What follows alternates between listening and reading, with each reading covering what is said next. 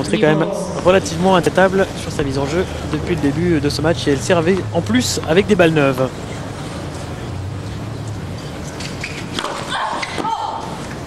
Il a fallu d'ailleurs que l'arbitre le lui rappelle pour qu'elle daigne montrer ses balles neuves à son adversaire. Faute. Là voilà la 9e.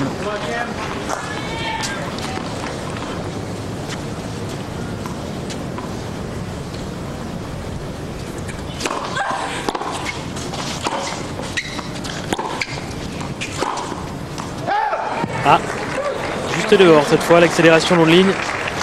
0,30, attention.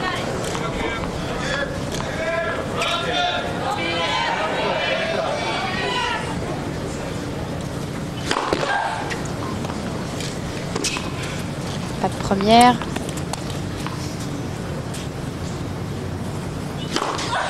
Pas de deuxième non plus.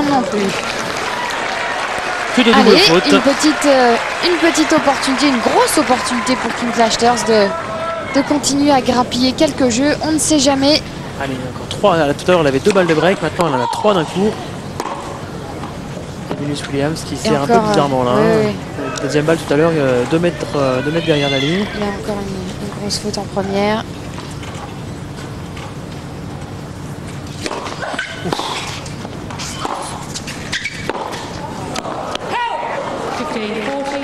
Ça s'appelle tenter le tout pour le tout en seconde balle pour Venus Williams, qui n'a vraiment peur de rien.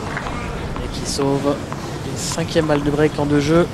Il en reste encore 2 pour Kim Clijsters. Il faut absolument profiter.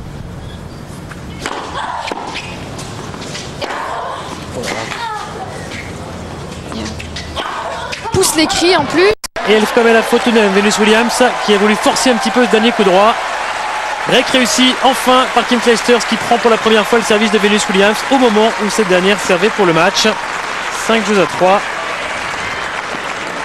On ne peut pas dire encore finale relancée, mais en tout cas, Kim Clijsters qui a vraiment le courage de se battre jusqu'au bout. De vraiment se battre.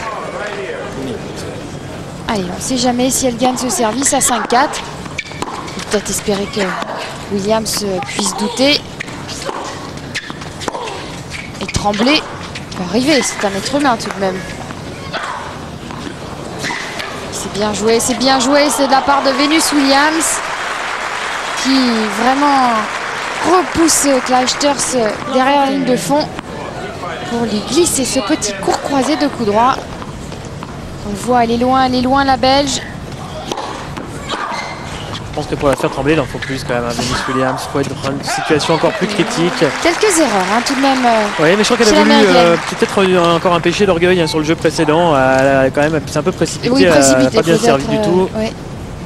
La deuxième balle très nettement dehors.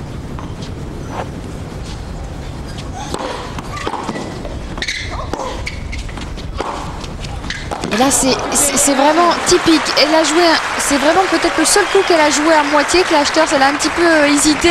Et derrière, c'est l'obus, c'est l'accélération. On le voit, là, elle a un petit peu hésité. Elle ne savait pas très bien si elle allait tenter.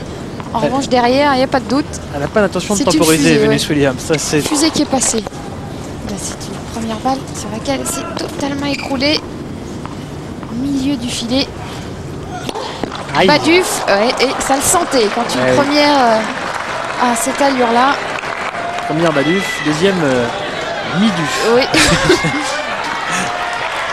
Au duf. Et allez, ça fait double faute, la 4e, et ça fait balle de match. Ouais.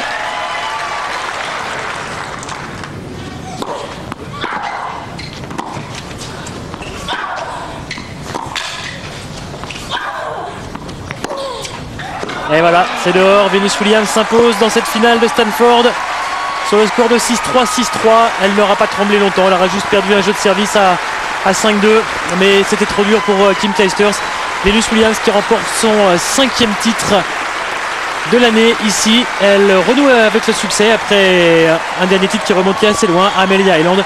Et c'est également le 26e tournoi de sa carrière.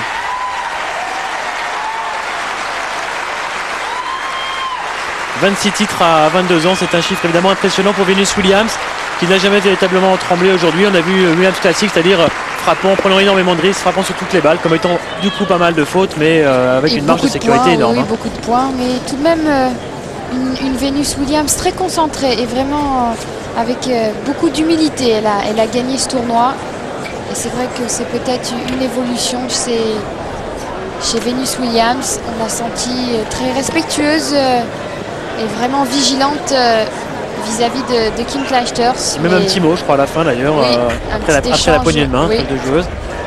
Ça aussi c'est nouveau, hein, parce qu'il y a une époque, c'était vraiment juste la poignée de main, et puis voilà. Et il y a d'autres à se dire, mais c'est vrai que on l'a sentie très concentrée et elle a extrêmement bien joué. Venus Williams, il n'y avait pas grand-chose à faire pour Kim Clijsters, éventuellement sur ce dernier jeu, à la rigueur avec ce break qu'elle a fait Clijsters, mais elle était vraiment trop forte. Venus aujourd'hui au service en fond de cours, très rapide, on l'a vu.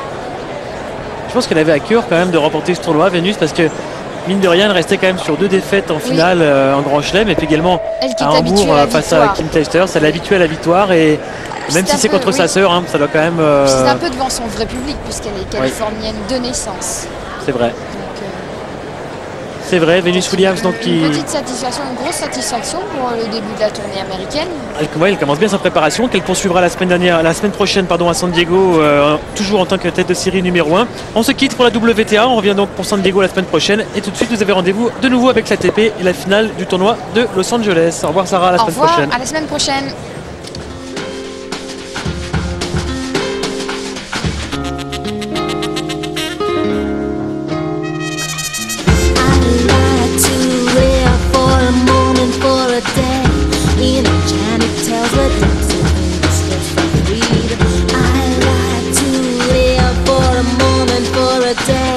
Dream of black nights cold and all